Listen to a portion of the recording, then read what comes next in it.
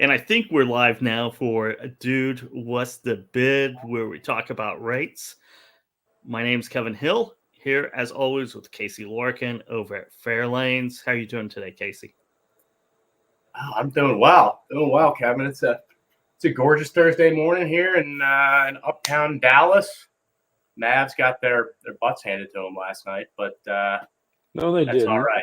No, they didn't. What's the series now? What is it, 3-0 or 0-3, I guess, for the Mavs? Yeah, it's a tough hole. I don't know. What'd you think about Luka's performance last night, Steve? I mean, I think I think he got a little more help finally last night, but it was a little too late. But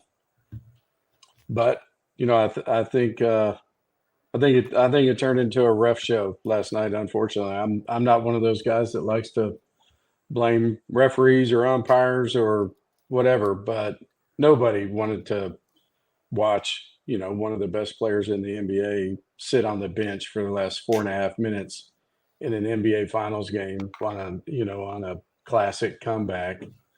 So I think that was really unfortunate.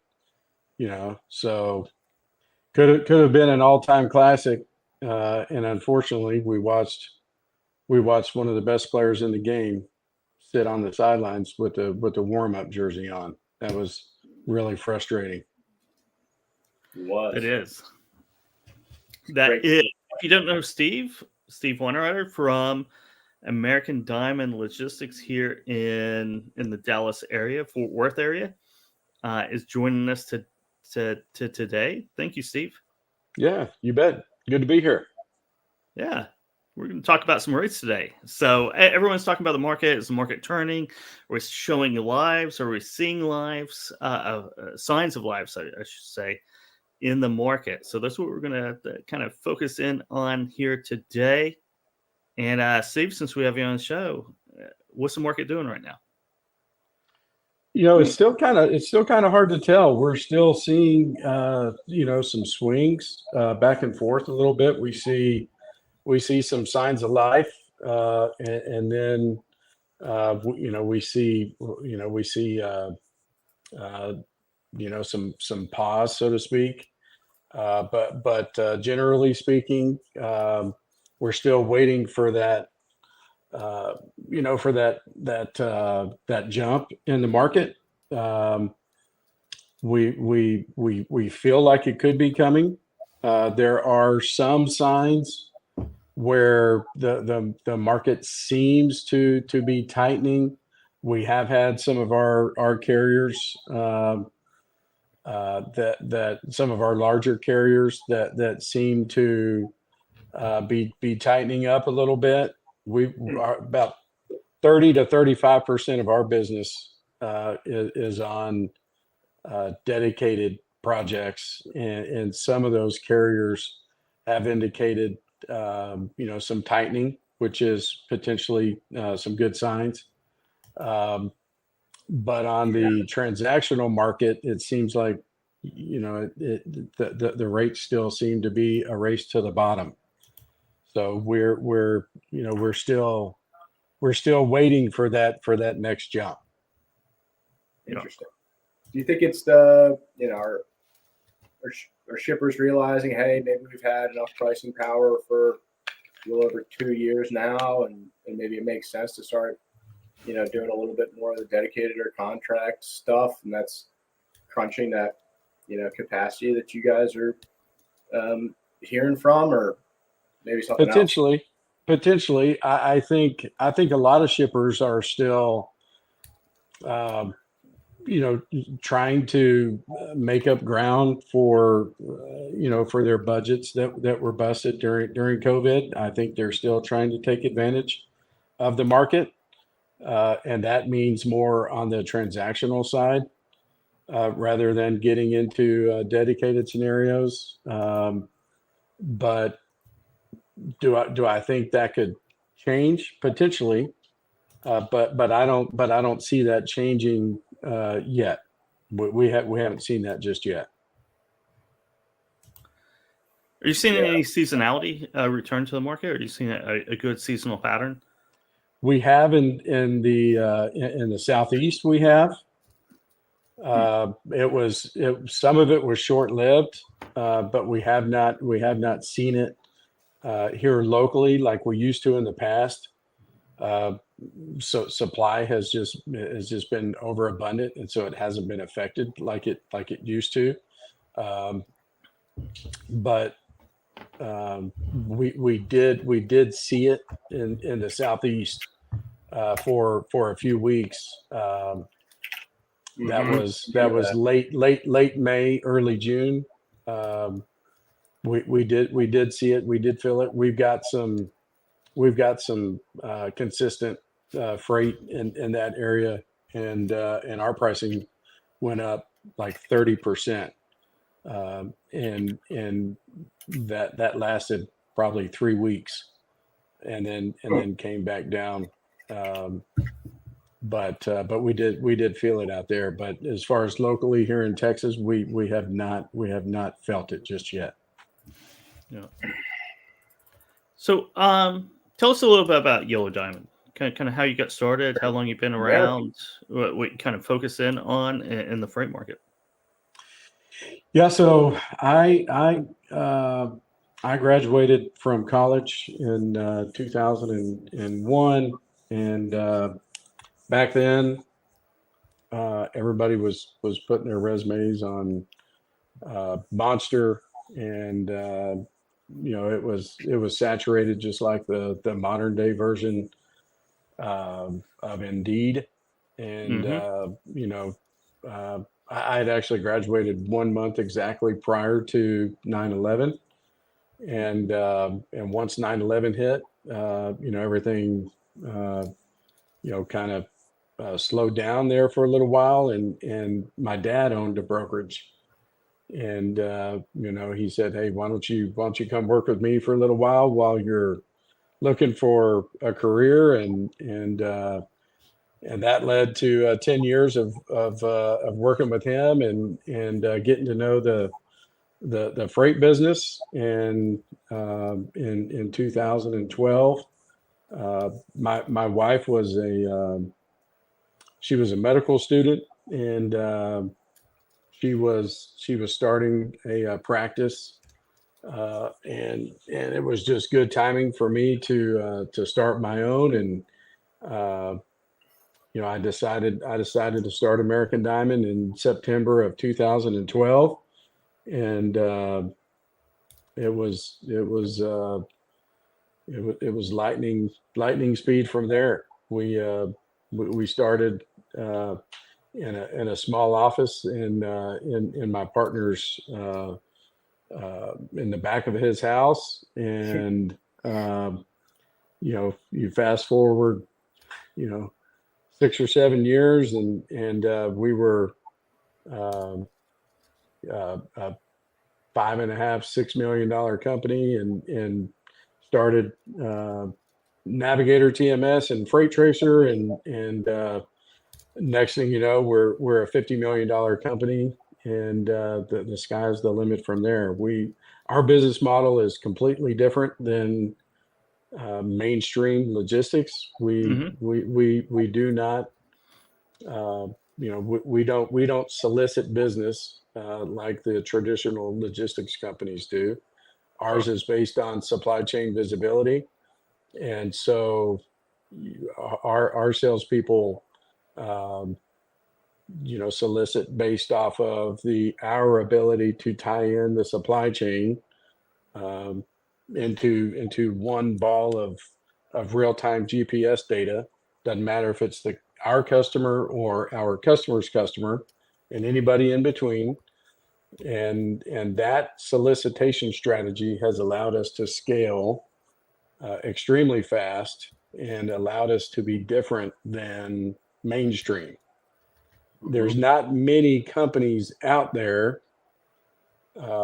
Really, I don't know of anybody. C.H. Robinson, maybe with Navisphere, but there's not many companies out there that have developed their own proprietary GPS system along with a TMS. A lot of folks build their own TMS system, right? Not many of them our size. Most of them are larger, but there are very, very few that have built their a complementary GPS system to go along with it. And so we are able to use that to our advantage because we're not held hostage to what the somebody like MacroPoint or Four Kites or Trucker Tools or somebody like that uh, does or doesn't decide to do relative to the sharing of data with a TMS, right? We control that all on our own, and that gives us a unique level of flexibility when it comes to transparency and just the level of interaction our customers have with their data when they trust us with their business, Right. and we leverage that in our solicitation strategy. And again, we have scaled extremely fast when we went live with that January 1 of 2017. Again, we were like a $6.5 million company, and you fast forward 5 or 6 years, and we went from 6 to 50 in a very few short years, and it's not a coincidence. The 10 bagger. That's right. With 10 more to go. Exactly. That's exactly right. It's not too shabby. No. Certainly not. And you mentioned, using the technology to figure out how to fit into supply chains. I think I heard that you guys may have a couple hundred truckloads of soda pop headed your way. Are there any types of commodities or supply chains that you guys, find yourselves, really being experts or more proficient in than others?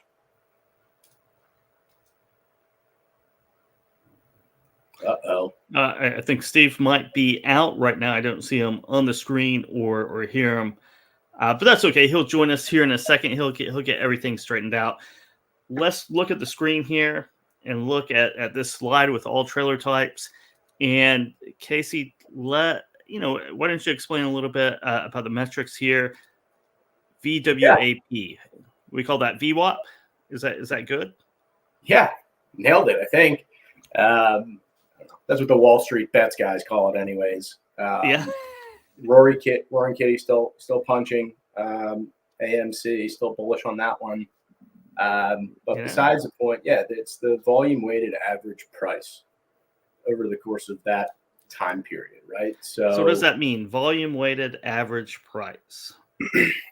And I don't expect you. I don't expect you to be a mathematician and tell me. But what does this indicate? How's this different than what you normally see out there? I mean, it's some months have more freight movement, right, than others, and price and volume are very much tied together, right? So the average price, per load by volume for this period is $2.35 a mile. In May, $2.27 a mile. Right, like 8 cents below the average over that time period. Line haul would appear to be trending down as well. Volumes are up. Length of haul is up, which some could argue might lead you to a world where things are starting to rebound and price is starting to respond to that volume a little bit more effectively. Steve, you're back. Yeah, sorry guys. No worries. Had a call come in that knocked me out of the picture for some reason. So I was telling you before we went live, Steve, using a cell phone is great for live. It works a little bit better, except for that one one piece, right? When you get a phone call, everything just, you never know. No worries. Well, we're on Do Not Disturb now, so let's hope that the technology works now. Let's do that. So VWAP, 235 in May. which is down about 3.7% over, I believe, April, right? That's what we're looking at. Well, so April, right, 224 a mile. May, 227 a mile. Oh, so it's up You know, a little bit. if you zoom in here, you might be able to argue this is potentially a bottom. We're above the trend line so far in May, but still, right? I mean, VWAP is right up here where my cursor is. Okay. So, we'd like to see us break the volume weighted average price. I mean, as that volume weighted average price is trending down, right? So, maybe that inflection point becomes like 234 or 233. And, I think if we can hold that, that would be a bullish signal for the freight markets. But I think so too. To see where, we're crossing this downward trend line, and maybe we're starting to head back up, starting to see it as well on the average line haul as well. Yeah, I mean, there's a few indicators right now where we're at least in the short term that there's some movement afoot. Maybe we haven't quite seen it yet, but it's at a foot. It's building out there, right? And you see that from our friends at Freight Waves and Craig's article and Zach Strickland out there, and sure. I tend to agree with it. I've been, I've seen successful calls in the past, and it's kind of framing up like that. Again, I mean, maybe nothing supersonic, but some action at least. Mm-hmm. Yeah. And then, Steve, now that you're back, something I did want to ask you. You mentioned you guys kind of leveraging the technology nicely to figure out where you can fit into supply chains most, effectively. I heard, I think, some scuttlebutt that maybe you guys have a couple hundred truckloads of soda pop headed in. Are there any specific supply chains that you guys have found yourself being most effective in, or what are those kind of core commodities that you guys like to move, if any? We're pretty well diversified, thankfully. We are not stuck in one industry or one commodity, thankfully. I think our sales team does a wonderful job of spreading their wings and really spreading the ADL message across the board. Mm-hmm. And our model works across all industries. This team is, and again, this is a biased opinion, but this team is second to none, and they treat these loads like they're their own, and our customers really appreciate that. So it doesn't matter if they're moving beverage or pine straw or whatever the case may be. They're moving all kinds of commodity all day long, and they look at these loads as though it's their own.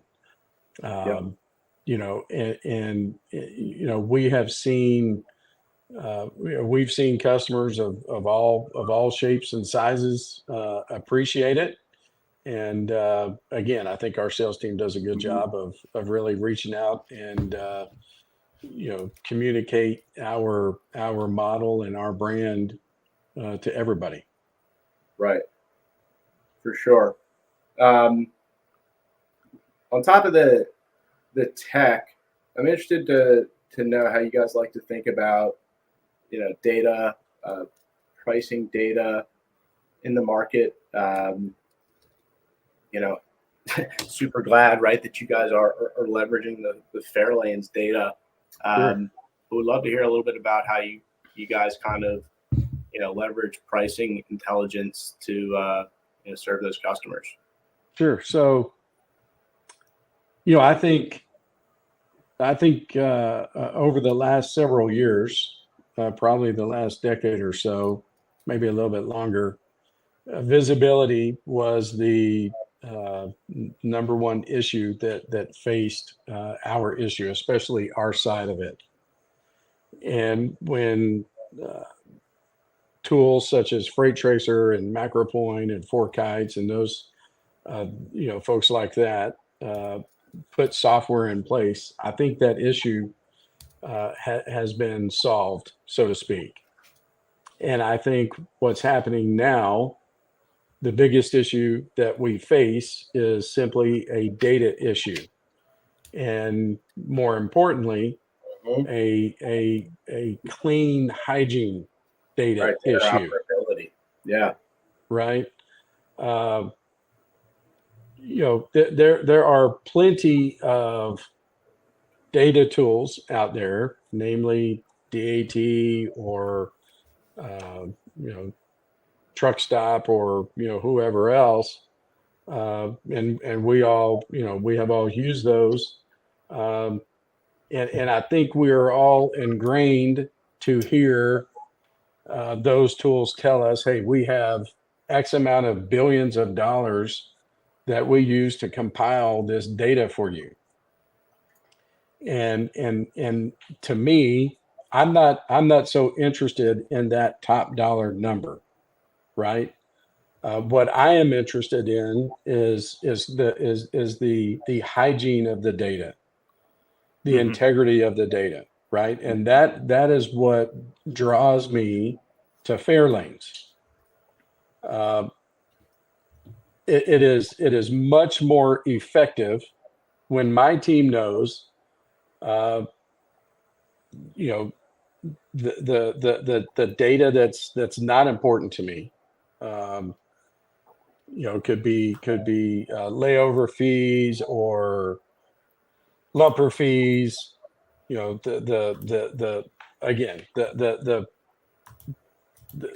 data that's unimportant, the accessorials that are unimportant, that mean nothing when we are trying to estimate a cost, right? So I am not confident in the other tools that we work with. I'm not confident that they are wiping those out, and we know that Farelanes is doing that. And so from a transactional standpoint, this market is really heavy on the transactional side right now. And if my team is using data that doesn't have good hygiene, and we're up against the clock, we cannot forecast what that cost is going to be with any confidence, right? So a lot of these tools just simply it's a guessing game. And when we use Farelanes, we know that the hygiene is clean, and we can go back to a customer within seconds and understand with a high level of confidence that our estimate is accurate. We're fortunate enough to control our own TMS. So we're putting the data in certain places within the TMS that we can do this really fast. So for us, our team can have a rate back to a customer within seconds and have a very high level of confidence in what we're giving back to them. And in this market, it's obviously really important to be able to do that. And so, I think it's really important for folks to understand the difference in Farelanes and other tools. It is, just seeing the raw data too, right?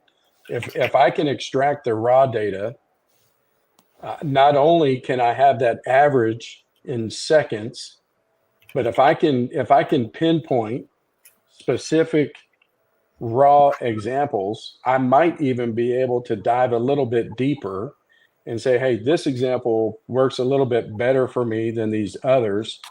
And the rate actually may change just a bit, but I know based off of that raw data, what may work a little bit better for me, Right. and have even more confidence.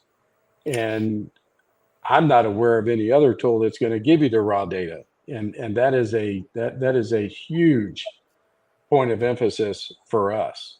And again, because we control our own TMS, we're putting it in spots where our users, are working with loads that they're covering for customers, and that data is just spilling out in front of them, and they can make an educated, um, uh, estimate really fast, and look at that raw data, look at the averages, and get back to a customer in a very, very short amount of time, and again, have confidence in what they're sending back. It's a good Love point there that you made about hygiene, right? Hygiene of the data and the different sources out there. And I think that's a challenge for everybody is that hygiene, especially, and you guys have a TMS, proprietary TMS that's out in the market. So you understand this as well as you have employees, right? And not necessarily all loads are entered into a TMS and brought through the system in a very clean way.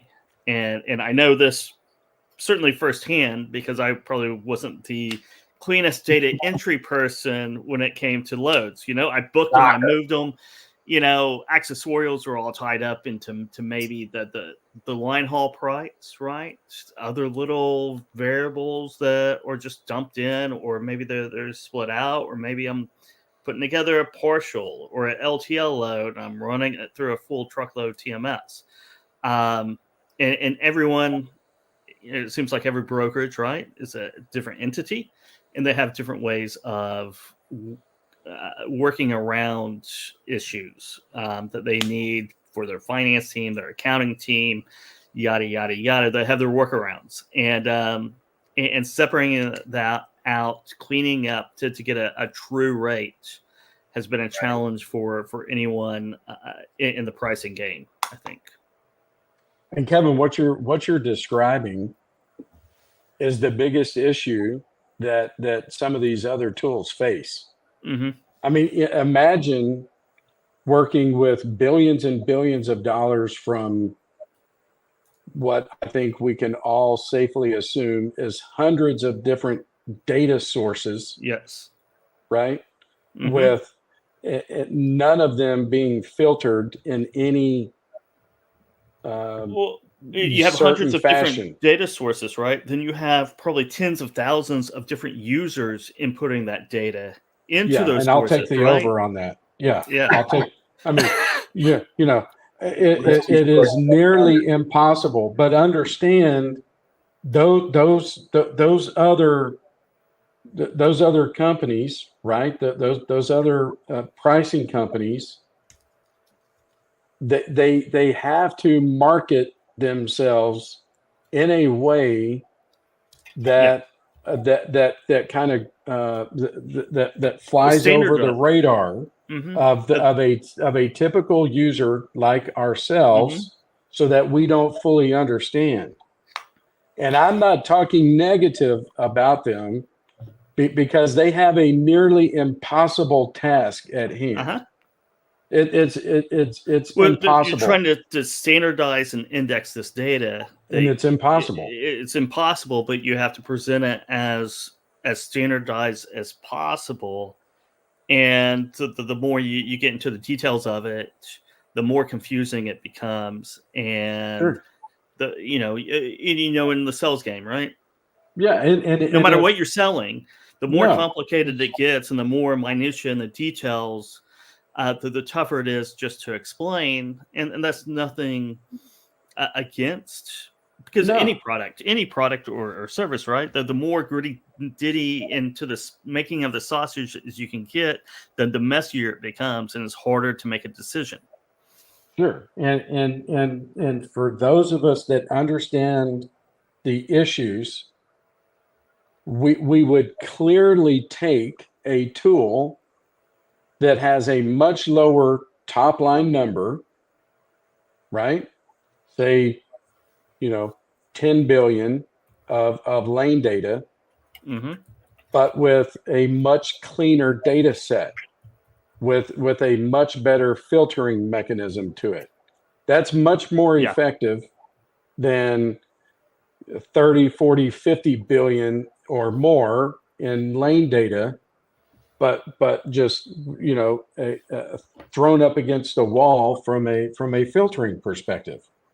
It Yep. doesn't, because even if you have half of the data being filtered appropriately, which I would argue that's probably being generous, okay, the other half, you know, it far outweighs the good, and it just it makes what we are looking at, um, Hard to it, decipher. Yeah.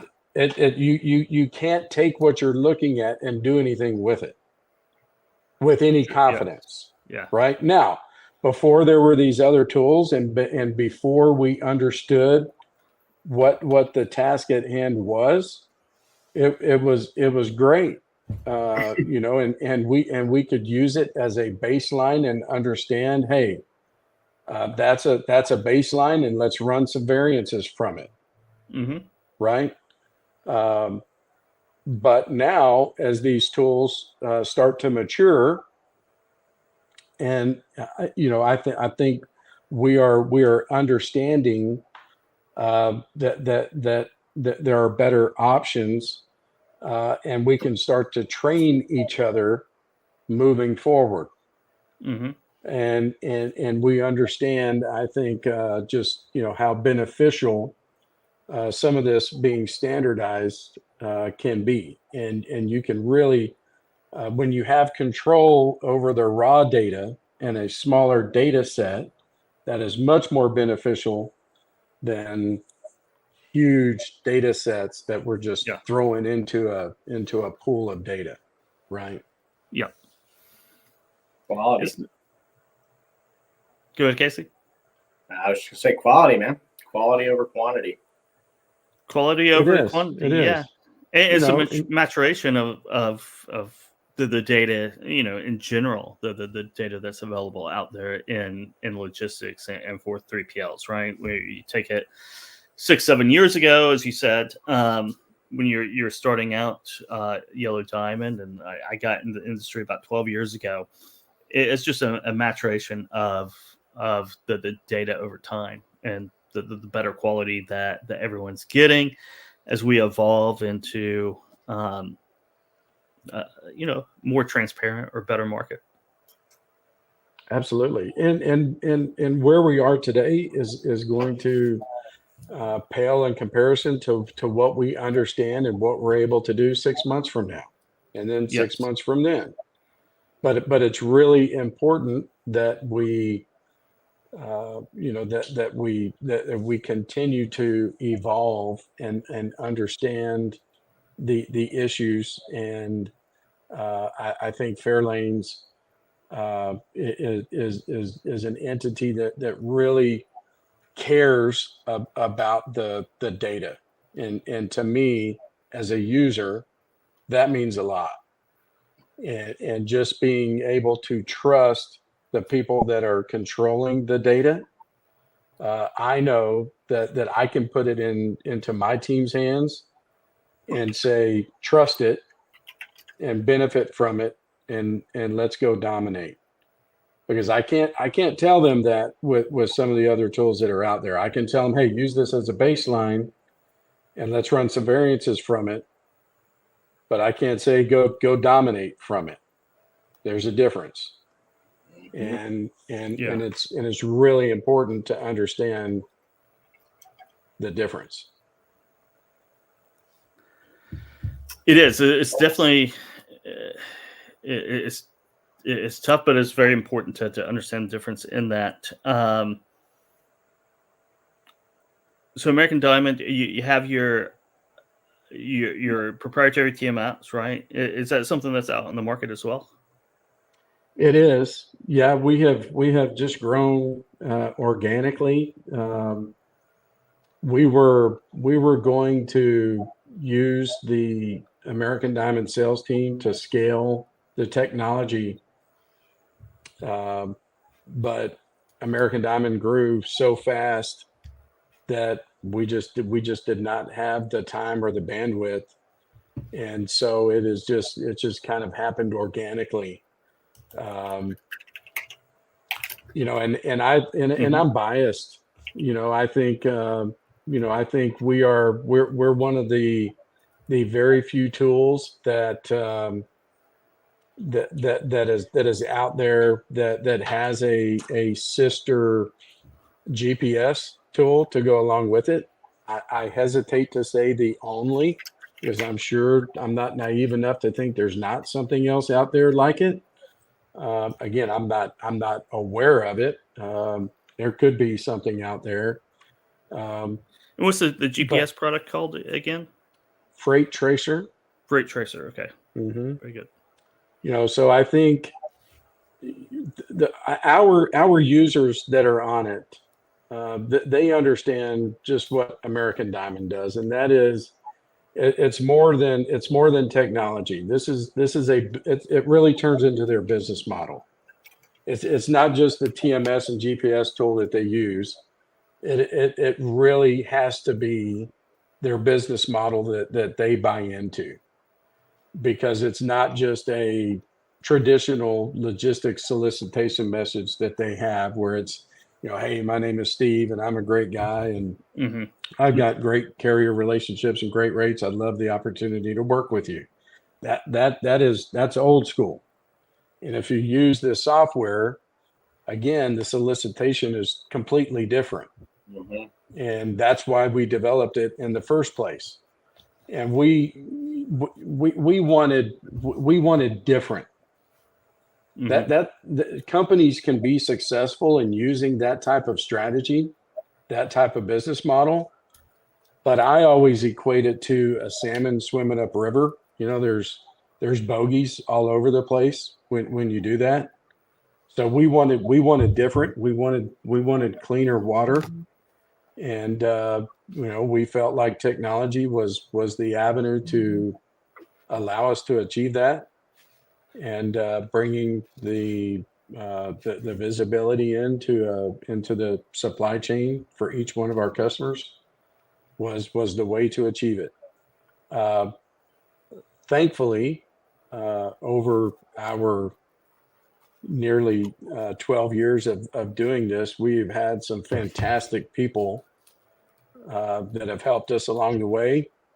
Some of which are, no longer with us, and the team that we have now, fantastic. And I think when you've got technology, you've got to have a great team behind it, or it's Mm-hmm. just technology at that point. This industry Mm-hmm. still has to have that human contact. The shipping managers out there still want to have human beings problem solve for them, and we've seen examples of that over the last year or so. With this market and what that has done to some of those larger technology driven companies. But you have to have a good team behind the technology to help problem solve and still drive those relationships. You give the technology to the customers to allow them to thrive in their own ecosystem, so to speak. Mm-hmm. But you've got to have the human beings behind them to help problem solve. And you've got to have tools like Fairlanes to be able to react in a timely manner for them, especially in a market like this, because pricing is still a huge part of the equation. Technology can separate you from the pack, and in times it can allow you to have higher pricing than others simply because of what you offer that others don't. But it doesn't mean that you can break somebody's budget at the same time. So you've got to be able to forecast what your costs are going to be in a timely manner, and be able to support the customer from a pricing perspective, and then from a support perspective as well, to be able to tie the whole thing together. Mm-hmm. Your recipe for a lot of long-term partnerships, Steve. We are really fortunate. We're working with customers that we have been working with since the day American Diamond opened its doors. I think our customers really understand the care that we put into this, and the effort that we put into this. They obviously appreciate the technology. They appreciate the visibility, the interaction, the transparency, etc. But I think most importantly, they understand the sheer amount of effort and care that this team puts into every last one of their shipments that they trust us with. And American Diamond on the surface can be separated from the pack from a technology perspective, but I think it's really the team that ultimately separates us even further, and that shows in just the long-term relationships that we have with our customers. And the other piece of it too is the customers that we were working with when we were $3, $4, $5, $6 million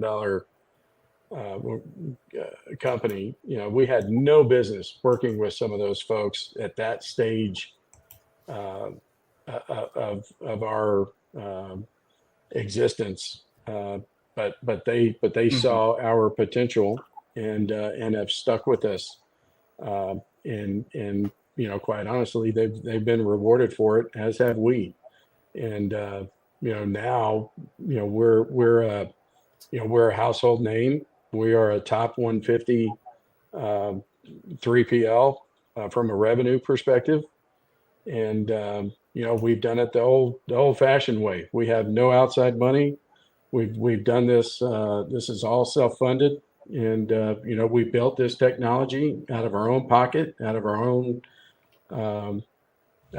minds, and we're proud of it. It's awesome. That's awesome. It's the best way to go. The best way to go, the old-fashioned way. And as you said, you have technology and people, and technology should be there to support and enhance those relationships and that problem-solving ability. I don't think it's ever going to replace people. Just make them hopefully more productive and better at solving problems. Absolutely. Yeah. Well, Steve, thanks for customers are not sitting at their desk 8 hours a day like they used to. They're wearing more hats. They're handling more tasks than they ever have, and you've got to be able to put them again in what we call an ecosystem that allows them to thrive in that type of environment, and allow them to achieve what they need to, not just being behind their desk. And I think American Diamond does a great job of doing that, and we could not do that without the help of tools like Farelanes. Thank you, Steve. That's a good endorsement right there. And Steve, thanks for dropping by the show this week. It's been a pleasure having you on. Absolutely. Appreciate it, guys. Anytime. You bet. And how does everyone reach out and learn more about American Diamond and all your products and offerings? Yep. So you could go to our website. It is adldelivers.com. Our contact information is all on our website. And our main switchboard number is 817-337-6700. And they can reach our operations team or sales team through that switchboard. And if carriers are watching this, feel free to reach out and get set up with us. And if customers are watching this and would like to learn more about us, reach out through that same number or through the website, and we'd be glad to set up a call and provide more information and learn more about them. Thank you very much. Thank you very much. Once again, Steve, thanks for dropping by, and we'll talk soon. You bet. Appreciate it, guys. Y'all have a good one. You bet. Our pleasure, Steve. Good luck at baseball.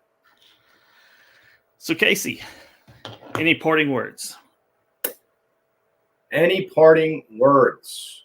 Yeah, man. I mean, the only way out is through. We're starting to see some potential signals, right, of a bottom being here. So, fingers crossed for that. And keep battling out there, guys. If you have any questions about Farelanes, feel free to reach out to me. Be happy to answer any questions I know the answer to, or seek some knowledge for the ones that I don't. And with that, I mean, the market's probably going to turn here sometime. It's not going to be explosive, maybe, but it's going to be a little bit different than it has been the last couple of years, maybe. Hoping to see that, because I, for one, am getting really bored and saying the same thing over and over again. I mean, it's been years now, so hopefully that happens sooner rather than later. But just keep grinding along, have fun with the process. If you have fun doing, good things will happen, and stick with your niche. But with that, if you want to learn more about Brush Pass Research, you can go to brushpassresearch.com or brushpassresearch.blog. If you have any questions, just reach out to me here on LinkedIn, Kevin Hill. Always checking my LinkedIn messages and going back and forth with a few people. So open invitation to send me messages and start a conversation. So that'll be fun. But I think that's going to wrap it for this week, and we'll see you next Thursday morning. Talk about the markets. Yeah. Sharpen the axe, baby. Sharpen the axe. Sharpen that axe. See you, Kev. See ya.